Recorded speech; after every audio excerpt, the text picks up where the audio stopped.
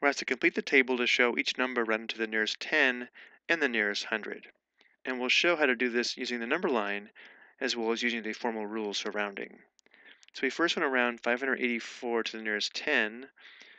So looking at this on the number line, we need to recognize that 584 is between 580 and 590 to the nearest 10. And we'd have 585 in the middle. And notice that 584 would be here. So notice for the nearest 10, 584 is closer to 580 than it is to 590, which is the reason why 584 rounds down to 580 to the nearest tens. Using our formal rules for rounding, we first identify the digit in the tens place value, which is the 8. The digit to the right determines whether we round up or down. If it's a 4 or less, we round down. 5 or more, we round up. So because it's a 4, we round down, meaning we keep the 8 the same and change the 4 to a 0, giving us 580. So when we round down, the digit in the round off place value does not change. And now we want to round 584 to the nearest 100. To the nearest 100, 584 is between 500 and 600. Where we'd have 550 here in the middle. 584 would be approximately here. Notice the nearest 100, 584 is closer to 600 than it is to 500, so 584 rounds up to 600 when rounding to the hundreds. Using our formal rules, we identify the digit in the hundreds place value, which is the 5.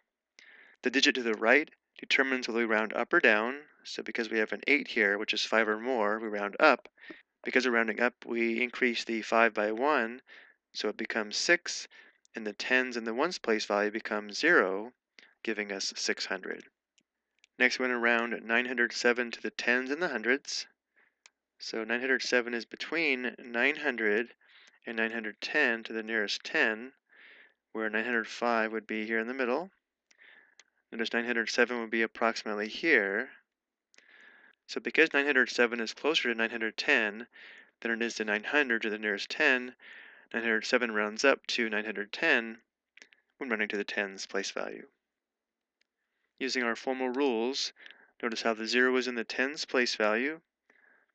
The digit to the right, the 7, because it's 5 or more, indicates you round up, so we increase the 0 to 1, and the ones place value changes to 0, giving us 910.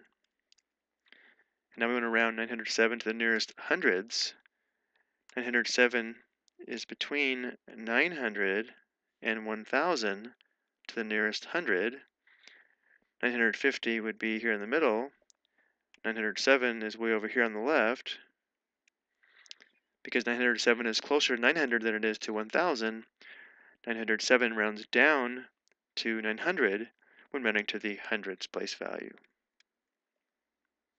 Again, using the formal rules, the 9 is in the hundreds place value. The 0 to the right indicates you round down, so we don't change the 9, and the tens and ones place value changes to 0 because we're rounding to the hundreds. And finally, for our last example, we have 98. So to the nearest 10, 98 is between 90 and 100. 95 would be in the middle, and 98 would be approximately here. 98 is closer to 100 than it is to 90, and therefore 98 rounds up to 100 when rounding to the tens place value.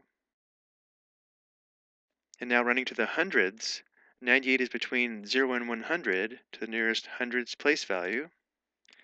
So we'd have 0 here and 100 here. 50 is in the middle. And 98 is over here on the far right, very close to 100, which is the reason why the nearest 100, 98 rounds up to 100.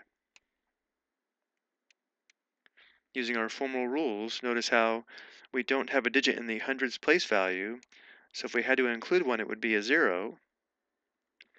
So the 0 is in the hundreds place value. The 9 indicates that we round up because it's 5 or more, which means you increase the 0 by 1 and replace the tens and ones place value with zeros, giving us 100. The last thing I do want to mention is that when rounding using the number line, if the value happens to be right in the middle, we always round up. That's the reason why using the formal rules, if the digit to the right is a 5, we also round up. I hope you found this helpful.